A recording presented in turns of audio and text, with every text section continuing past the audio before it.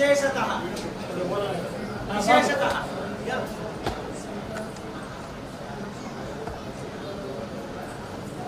అతను ఉపనిషత్తులు అత్రేవ రావు రాజు రావు ఏమంటో రాజు రావు రావు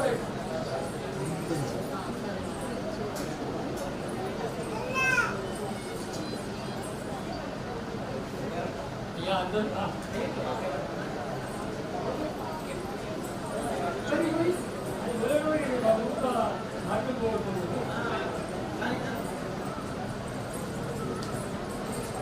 ఈ బగడాముఖి క్షేత్రంలో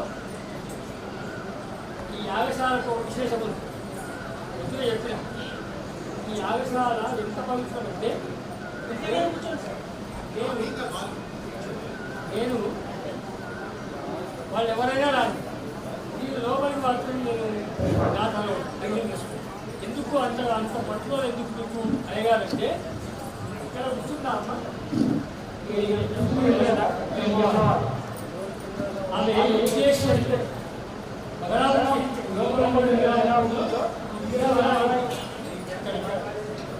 ఈ భాషల్లో మేము శారదామ్మని పెడదాము అనుకున్నాం.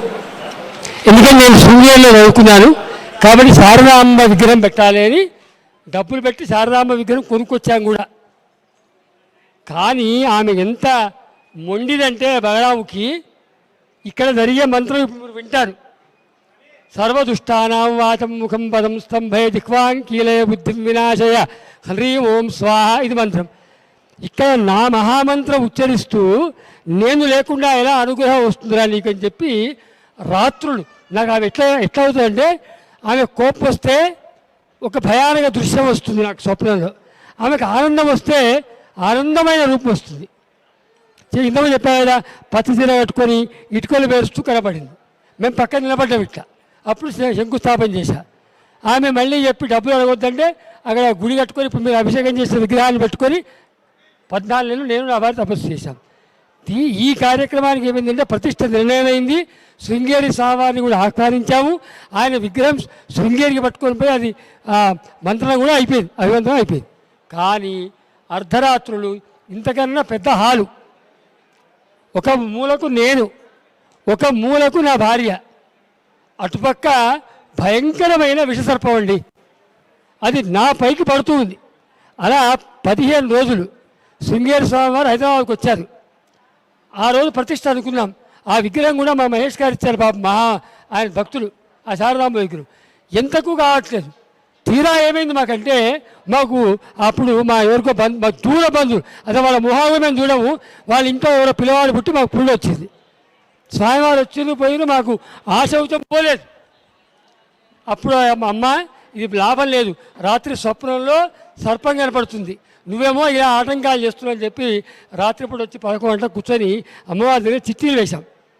వేస్తే నా మంత్రం ఉన్న దగ్గర నేనుంటా అంటే ఆమెను యంత్రేశ్వరి రూపంగా యజ్ఞేశ్వరి రూపంలో పెట్టాం. అది అగ్ని లాంటిది కాబట్టి ఇక్కడికి సెట్ వేసుకొని వస్తే ఆమె అదే ఆవేశం మీద మళ్ళీ మనకి ఏమన్నా నష్టం చేస్తుందో మీకన్నా బాధ తప్ప నా పురుషార్థం ఏమీ లేదు. అంత మొండి పట్టుబట్టి తాను వచ్చి మళ్ళీ అప్పటికప్పుడు మహాబలిపురంలో శిల తెప్పించుకొని ఆ అమ్మవారిని చేసుకొని ప్రతిష్ట చేసుకున్నాం. అందుకని ఏంటంటే ఆమె బాబు అదే అదే అరుస్తు అరే బయట వెళ్ళవా బయట కూర్చో, ఇప్పుడు అదే ముచ్చట చెప్తున్నా, నాకు కోపం లేదు, ఆమె ముచ్చట చెప్తున్నా. అదే అందువల్ల ప్యాంటు షర్టు అలో చేయకపోవడం అనేది నా నిర్ణయం కాదు, అది తన నిర్ణయంతో వచ్చి కూర్చున్న నిప్పు. మనకు లలితాశ్రమాలు చదువుతారు ఇదంతా కూడా. చిదగ్నికుండ సంభూత దైవ కార్య సముద్యత. ఆ చిదగ్ని స్వరూపము ఇక్కడ కనపడతలేదు, ఇక్కడ కనపడుతుంది మనకు. అందుకని దయచేసి ఇందులో షర్ట్లు లాంటివి వేసుకోవద్దు. ఇవాళ ఒకే ఒక్క భక్తుడు అడిగాడు దోతులు లేవంటే నేను దోతులు పెట్టా కానీ నేనేమి అది బిజినెస్ చేయలేను కాబట్టి ఉన్న దోతు ఒకటి ఇచ్చా, ఎవరికెవరికి ఇచ్చా లేదు. అయితే షర్టు ఇచ్చి ఆ కూర్చోమని చెప్పారు. అంతవరకు మాత్రమే నాకు అధికారం ఉంది, నేను నిమిత్త మాత్రుని. కాబట్టి ఇవాళ చేసే మంత్రం యొక్క గొప్పతనం ఏంటంటే బగళా మంత్రహోమేన సర్వసిద్ధి న చాన్యత. దేనితో కాని పనులు కేవలం ఈ మంత్రం అవుతాయి అని చెప్పి శాస్త్రం చెప్పింది. ఇప్పుడు మీ కళ్ళ ముందే ఒక 10-20 మంది వచ్చారు, అయ్యగారు అయిపోయిందని. ఇంట్లో మానసిక శాంతి లేని వాళ్ళు ఇప్పుడు బయట కలిశారు, వాళ్ళు ప్రశాంతంగా ఉన్నారు. ఇలా చెప్తూ పోతే కథలు కానీ మీరు హాయి కూర్చున్నారు. ఇక్కడ వేరే ఆలోచన వద్దు. అమ్మా నువ్వు తప్ప వేరే ఎరుంగము, మేము ఏదో ఫలానా సంస్థలో వచ్చాము. సర్వదుష్ట మంది మన మంత్రం హవనం చేస్తారు. సంఖ్య కూడా ఇవాళ ఎక్కువే. మీ అదృష్టము జయంతి కాబట్టి చేసుకోండి. దీని తర్వాత అన్నదాన కార్యక్రమం ఉంటుంది. ఆ అన్నప్రసాదం తీసుకొని దయచేసి వెళ్ళాల్సిందిగా ప్రార్థన. మా మంత్రం అన్నీ అయిపోయినాయి. కూర్చో.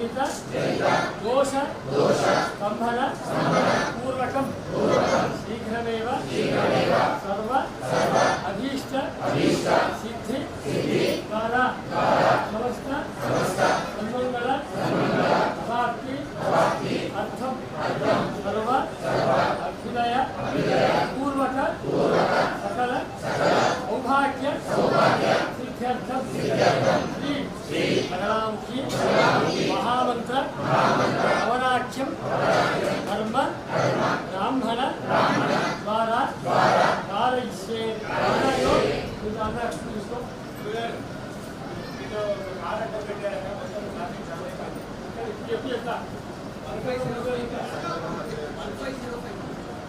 అయ్యా బయట 1505 కారు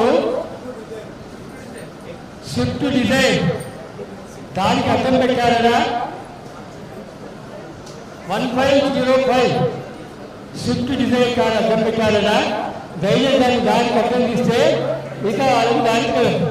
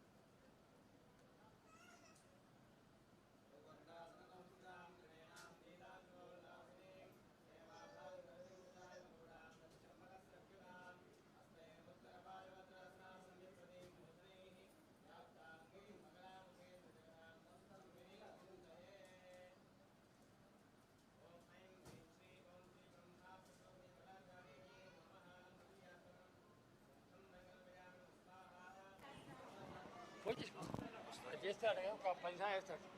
తీర్థాలు ఇంకా ఇలా వస్తారా మీరు బయట చేపించి పెట్టినా కానీ రేపు పొద్దున వస్తుంది. ఎప్పుడన్నా ఇక రెడీ ఉంది పోతా వాళ్ళు కూలీలు అయితే అదే కూలీలు పక్క ఇంటి ఎటు వెళ్ళాలి ఉండరు లేరు ఇప్పుడు అయితే నేను ఫోన్ చేస్తా.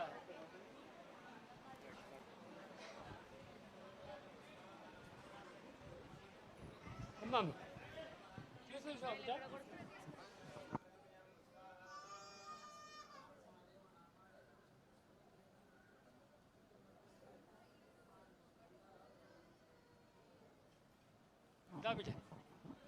అయ్యా అందరూ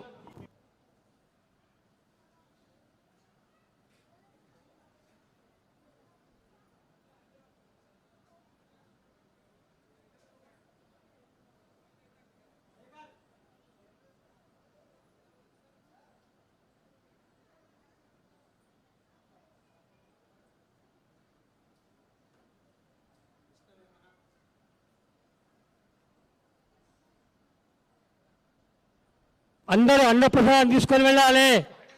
భోజనం చేయకుండా వెళ్ళదు, స్టార్ట్ అవుతున్నది. మీరు భోజనం